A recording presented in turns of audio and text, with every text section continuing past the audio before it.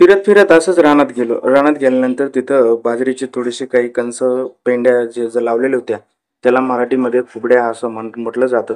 तिथं गेल्यानंतर ट्रॅक्टर आणलेलं होतं. ट्रॅक्टरमध्ये माझे वडील उभे होते आणि तिथं गेल्यानंतर आमचे एक जोडीदार सहकारी त्यांना तिथं सहकार्यासाठी बोलवलं. पेंड्या आम्ही वर टाकत होतो. तर शेतकऱ्याचे जे असे हाल झालेले आहेत हे पाहून एकदम निष्पन्न एकदम बेकार वाटत होतं. कारण त्या पेंड्यामध्ये सर्व कणसामध्ये सर्व असे कोंब आलेले होते आणि हे झाल्यानंतर लगेच ते सर्व पेंड्या उचलण्याचं काम केलं आणि ते उचलण्याचं काम केल्यानंतर हे बघा पेंड्या पूर्णपणे उचलल्या. कारण त्यामध्ये काही जीवच राहिला नव्हता. कारण डुकरांची खूप तिथं धावपळ असते आणि जे काही रानडुकर आहे ते खूप त्रास देतात शेतामध्ये.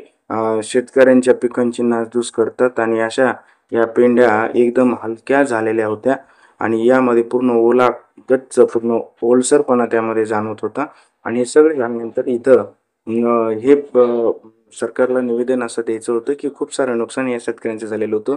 अशी मी तिथली एक पेंडी उचलली, ज्या पेंडीमध्ये सर्व कणसांना पांढरं वरती आलेलं होतं आणि त्यामध्ये सर्व कोंब आलेले होते. सरकारला एक निवेदन होतं की हे पहा, अशा पद्धतीने त्याचं नुकसान झालंय. सर्व यामध्ये कोंब फुटलेले होते आणि त्यानंतर लागलीच आम्ही ते भरून घेतलं.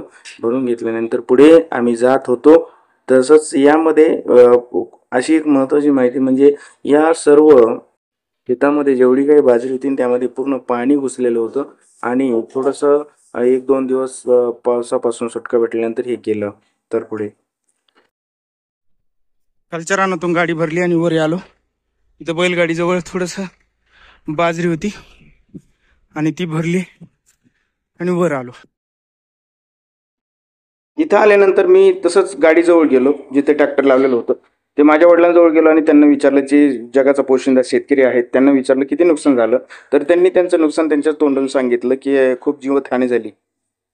त्यांनी पुढे सांगितलं की भरपूर अशी पिकाची हानी झाली आणि पिकामध्ये माझं सोयाबीन तसंच बाजरी इतर जे काही शेतामध्ये पीक होतं ते सर्व पाण्यामध्ये गेलं आणि बाजरीच्या कणसामध्ये पूर्णपणे कोंब आलेले होते असं सांगितलं. या ट्रॅक्टरवर पेंड्या टाकता टाकता हे एक तरुण शेतकरी होते, जे आमचे चुलतेच आहेत. त्यांना विचारलं गेलं की काय झालेलं आहे. तर ते म्हणे या बाजरीमध्ये आता भरपूर बाजरी झाली असती परंतु कणसामध्ये पूर्णपणे कोंब आलेले आणि ते आता शक्य नाही शेतकऱ्याचं, असं ही बाजरी अशा पद्धतीने झाली पावसाच्यामुळं नुकसान झालं. भरपूर काही माहिती त्यांनी दिली आणि त्याच्यामध्येच जे वरती वडील होते त्यांनी पण सांगितलं, हे बाजूच्या शेतामध्ये पहा, यामध्ये पूर्ण रानडुकराने असा नासधूस केलेला आहे, ज्यामध्ये ही जी कणसं आहेत, ही जी पेंड्या आहेत, या पेंड्यांमध्ये कोंब आलेले आहेत आणि शेतकऱ्यांना याचं खूप नुकसान बघावं लागतं. तर हेक्टरी काहीतरी मदत शेतकऱ्याला दिली पाहिजे.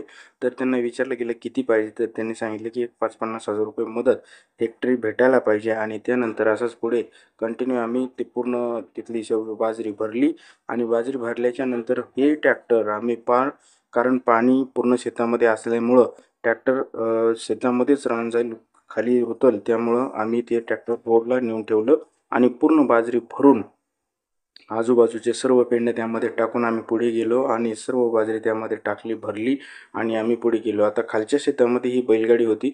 खालच्या शेतामध्ये ते वडील गेले होते. तिथं काही बाजरी पेंड्या होत्या, त्या आणण्यासाठी बैल आणायला गेले होते आणि बैल आणून मग आम्ही ती गाडीमध्ये भरून पुन्हा त्या रोडवर असलेल्या ट्रॅक्टरमध्ये घेऊन जाणार होतो.